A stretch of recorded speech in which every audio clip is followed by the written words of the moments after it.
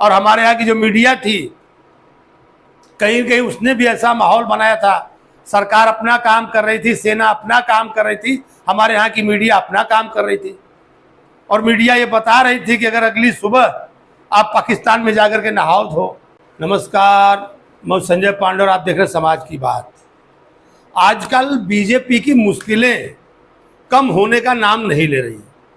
अगर आप देखेंगे तो एमपी में उसके एक मंत्री हैं जिन्होंने एक विवादित बयान दे दिया। उन्होंने कर्नल सोफिया के बारे में, और मंत्री जी बोलते बोलते ताव में ऐसा बोल गए कि अब उनको जवाब देना भी भारी पड़ रहा है।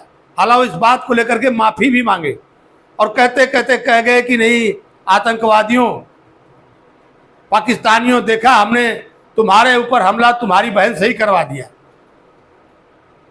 इस तरह की बात कह करके वो कहीं ना कहीं बिल्कुल फंस गए। उनकी और पूरे पार्टी की किरकिरी हो रही है। पार्टी ने, आप देखेंगे कि तिरंगा यात्रा का आयोजन किया है। पूरे देश में जगह जगह बीजेपी कार्यकर्ता तिरंगा यात्रा निकाल रहे हैं। कहीं ना कहीं बीजेपी अगर देखा जाए तो डैमेज कंट्रोल करने के चक्कर में लगी है।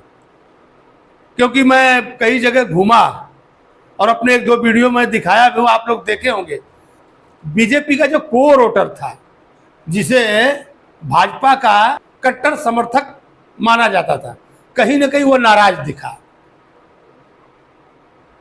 मैं जहां जहां भी गया, क्योंकि उनके मन में जो एक आशा सी जगी थी, कहीं ना कहीं वो जो जिस बात को लेकर के बीजेपी का सपोर्ट कर रहे थे, पाकिस्तान को लेकर के, संसद में अमित शाह का भाषण जो कि चल रहा था कि नहीं, कि कैसे पीओके कब्जे में आने वाला था जब तक कांग्रेस की सरकार ने सीज फायर की घोषणा कर दी। अब ये सारे पोस्ट बार बार दोहराए जा रहे हैं। हमने कहा है आपसे कि लोग इंदिरा गांधी के बारे में बात कर रहे हैं कि उसने कैसे पाकिस्तान के 2 टुकड़े करवा दिए, और इन बातों का जवाब उन आतंकवादियों के बारे में जो आतंकवादी हमला करके गए थे, आखिर अभी तक वो मिले नहीं। इन सारी बातों पर कहीं ना कहीं बीजेपी घिरती नजर आ रही है। ऑपरेशन सिंदूर जो चल रहा था, उसमें जो एकाएक रुकावट आई जब सीज फायर की घोषणा हुई, और उस घोषणा को हमने कहा है आपसे कि जब डोनाल्ड ट्रंप ने कह दिया कि हमने रुकवा दिया, पहली किरकिरी तो उस दिन हुई। और लेकिन डोनाल्ड ट्रंप वहीं रुके नहीं, वो भाजपा की लगता था कि मट्टी पलीद करने के चक्कर में लगे हैं। अगले दिन उन्होंने कह दिया कि हमने भारत और पाकिस्तान से कहा कि हम आपसे व्यापार तभी करेंगे जब आप युद्ध नहीं करोगे। तो दोनों देश इस पर राजी हो गए। वो हमारे इस बात से डर गए कि हम उनसे व्यापार नहीं करेंगे। तो जो विपक्षी पार्टियां, उनका कहना है कि तो क्या भाजपा अपने किन्हीं व्यापारियों के लिए पीछे हट गई ताकि उनके फायदे हो। कुछ लोगों का कहना था कि नहीं, अमेरिका में जो अडानी ग्रुप पे जो केस हुआ था भ्रष्टाचार का, उसको दबाने के लिए भाजपा पीछे हट गई। तमाम ढेर सारे ऐसे सवाल हैं जिस पर कहीं ना कहीं बीजेपी घिरती नजर आई और पार्टी की बहुत किरकिरी हुई, और पार्टी डैमेज कंट्रोल के चक्कर में लगी हुई है।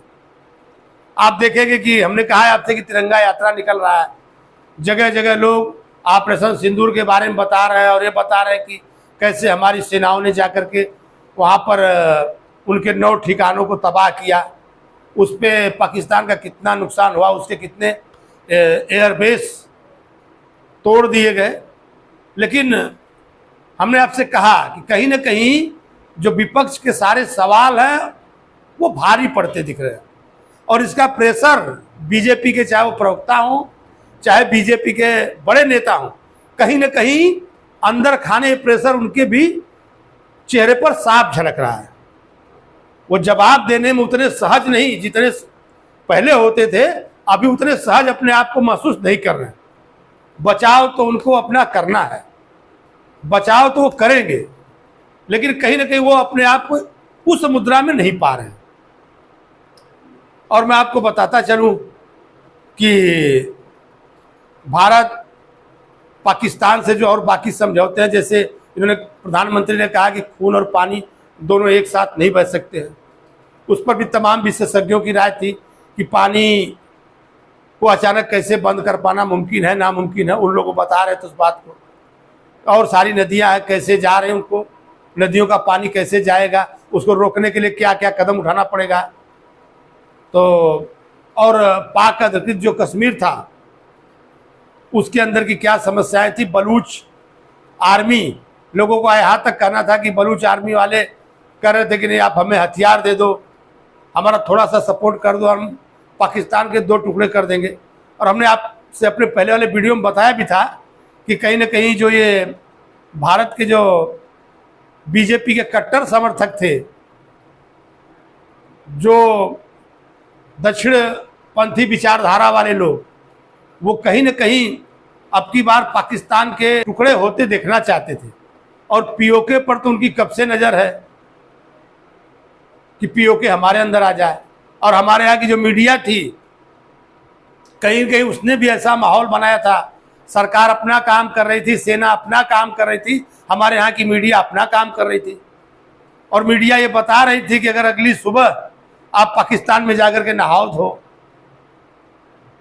ये ऐसा माहौल बना दिया गया था जिससे लोगों की अपेक्षाएं भी थोड़ा ज्यादा बढ़ गई थी। और वही कारण है सरकार के कहीं ना कहीं घिर जाने का, जिसे अब अपना बचाव करने के लिए ढेर सारे कदम उठा रही है। और आगे बाकी देश के काल के सारे मुद्दों के साथ फिर मैं आपके सामने हाजिर होऊंगा। तब तक के लिए धन्यवाद।